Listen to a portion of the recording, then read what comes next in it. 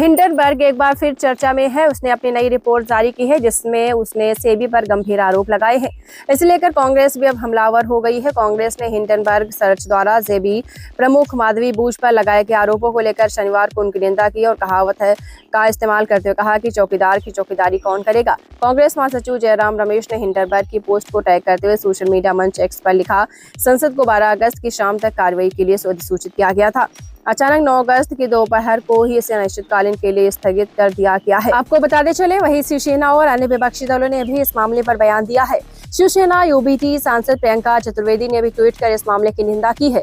उन्होंने कहा है कि अभी स्पष्ट हो गया है कि सेबी ने अडानी समूह की कंपनियों के विवरण मांगने और उनके पत्रों का जवाब क्यों नहीं दिया। चतुर्वेदी ने पिछले साल अप्रैल में अडानी समूह की कंपनियों के खिलाफ जांच का ब्यौरा मांगा था। शिवसेना यूबीटी प्रवक्ता आनंद दुबे ने कहा है कि हिंडनबर्ग रिसर्च की रिपोर्ट से पता चलता है कि इस मामले में सेबी प्रमुख की संलिप्तता की जांच कौन करेगा।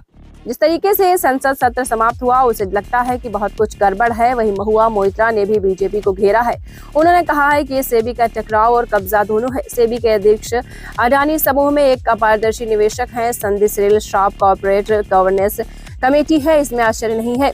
सेबी के पास सभी शिकायतें अनसुनी कर दी जाती हैं। दरअसल कांग्रेस ने शनिवार को केंद्र से अडानी समूह की नियमित जांच में हितों के सभी टकराव को खत्म करने के लिए तुरंत कार्रवाई करने की मांग की थी।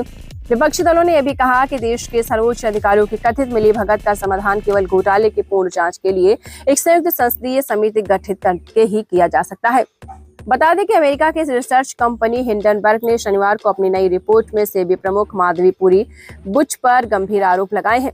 रिसर्च के नए दावे के मुताबिक सेबी के चेयरपर्सन माधवी बुच और उनके पति की अडानी मनी साइफिंग मामले में इस्तेमाल किए गए दोनों स्पष्ट ऑफशोर फंडों में हिस्सेदारी थी। हालांकि सेबी की ओर से इस पर तत्काल कोई टिप्पणी नहीं आई है। इससे पहले हिंडनबर्ग में सुबह सोशल मीडिया पर ऐलान किया था कि भारत में कुछ बड़ा होने वाला है। हिंडनबर्ग ने अडानी समूह पर पिछले रिपोर्ट के 18 महीने बाद एक ब्लॉग पोस्ट भी आरोप लगाए हैं। सेबी ने अडानी के मॉरिशस और ऑफशोर सेल कंपनियों के कथित अघोषित जाल में रुचि नहीं दिखाई, जो आश्चर्यजनक है। दस्तावेजों का हवाला देते हुए कहा है कि सेबी की वर्तमान प्रमुख माधवी बुच और उनके पति धवल बुच के पास अडानी धन मामले में किए गए दोनों स्पष्ट ऑफशोर बरमूडा और मॉरिशस फंड में हिस्सेदारी है। इसमें गौतम अडानी के भाई विनोद अडानी ने भी काफी मात्रा में पैसा लगाया है। आपको बताते चले, एक रिपोर्ट में बताया गया है कि हमारी रिपोर्ट की पुष्टि और विस्तार करने वाले 40 से ज्यादा स्वतंत्र मीडिया जांचों के साथ साथ सबूतों के बावजूद भारतीय प्रतिभूति नियामक यानी सेबी ने अडानी ग्रुप के खिलाफ कोई कार्रवाई नहीं की है। इसके बजाय 27 जून 2024 को सेबी ने हमें एक कारण बताओ नोटिस भेजा।